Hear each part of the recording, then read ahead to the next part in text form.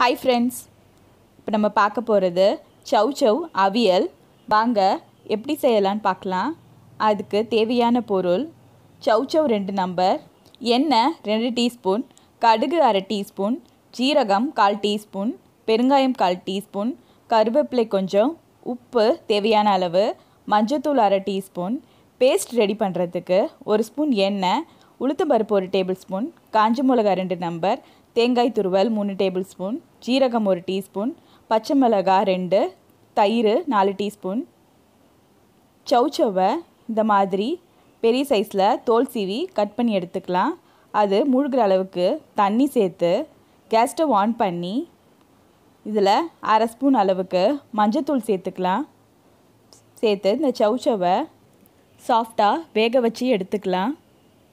இதை தனியாக எடுத்து வச்சிடலாம். இப்போ ஒரு தாளிக்கிற கரண்டியில் 1 ஸ்பூன் எண்ணெய் சேர்த்து 2 காஞ்ச மிளகா பொரிய விடலாம். காஞ்ச மிளகா செவந்து வந்ததும் 1 டேபிள் ஸ்பூன் உளுந்து சேர்த்துக்கலாம். உளுத்தம்பருப்பும் நல்லா செவந்து வர வரைக்கும் நல்லா ஃப்ரை பண்ணிக்கணும். இந்த அளவுக்கு உளுந்து கலர் மாறி வந்ததும் கேஸ் ஸ்டவ் ஆஃப் பண்ணிடலாம். ஒரு மிக்ஸி ஜாரில் நம்ம ஃப்ரை பண்ண காஞ்ச மிளகாவையும் உளுந்தையும் சேர்த்துக்கலாம். இது கூடவே எடுத்து வச்ச தேங்காய், 1 ஸ்பூன் ஜீரகம், 2 பச்சை மிளகா 2 உடச்சி சேர்த்துக்கலாம். இப்போது இதை தண்ணி சேர்க்காமல் கொரப்பாக அரைச்சி எடுத்துக்கலாம். இப்போ இது கூடவே 4 ஸ்பூன் தயிர் சேர்த்துக்கலாம். தயிர் கெட்டியான தயிராக சேர்த்துக்கோங்க. இப்போ இதை சேர்த்துட்டு இதை நல்லா ஃபைன் பேஸ்ட்டாக அரைச்சி எடுத்துக்கலாம், தண்ணி சேர்க்காமல். இப்போது ஒரு கடாய் ஹீட் பண்ணி இதில் 2 ஸ்பூன் எண்ணெய் சேர்த்துக்கலாம். எண்ணெய் சூடானதும் கடுகு அரை டீஸ்பூன், ஜீரகம் 1/4 டீஸ்பூன்,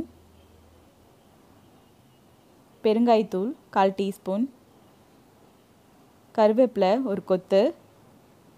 இதெல்லாம் பொரிஞ்சு வந்ததும் நம்ம வேக வச்ச சவ் சவ்வை இதில் சேர்த்துக்கலாம். எல்லாம் சவ் சவ்வும் சேர்த்ததுக்கப்புறமா ஒன்றா கலந்து விட்டுக்கலாம். இப்போது இந்த அவியலுக்கு தேவையான அளவு உப்பு சேர்த்துக்கலாம். உப்பு சேர்த்துட்டு இப்போ நம்ம அரைச்சி வச்ச தேங்காய் பேஸ்ட்டையும் இதிலையே சேர்த்து நல்லா கலந்து விட்டுக்கலாம். மீடியம் ஹீட்டில் வச்சு இதை கலந்து விட்டு இதை லைட்டாக சூடு பண்ணால் போதும். இந்த மசாலா சேர்த்து 1 நிமிஷம் மட்டும் இதை மீடியம் ஹீட்டில் குக் பண்ணி கேஸ் ஸ்டவ் ஆஃப் பண்ணி கொத்தமல்லி தூவி இறக்கினா சூப்பரான சவ் சவ் அவியல் ரெடி. இது நல்லா சூடான சாதத்தோடு பரிமாறுங்க. ரொம்ப டேஸ்டான இந்த சவ் சவ் அவியலை நீங்களும் ட்ரை பண்ணி பாருங்கள்.